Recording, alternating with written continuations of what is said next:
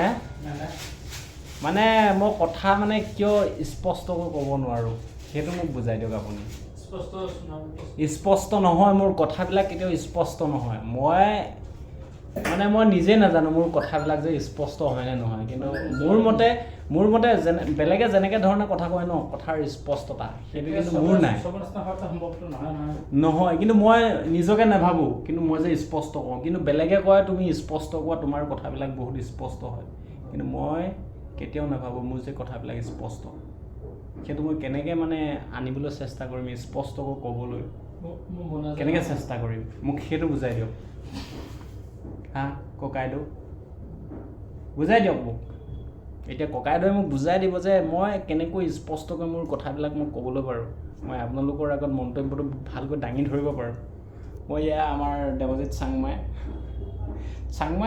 আচ্ছা উপাধিটো বেলেগ আছে বাৰু চাংমাই নহয় দেউৰী মইহে চাংমাই বুলি কওঁ আৰু আপোনালোকে কওক যে মোৰ কথাবিলাক স্পষ্ট হয় নে নহয় সেইটো কথা আপোনালোকে ক'ব পাৰিব ন এতিয়া আমাৰ দেৱজিৎ চাংমাই কিবা এটা ক'ব কওক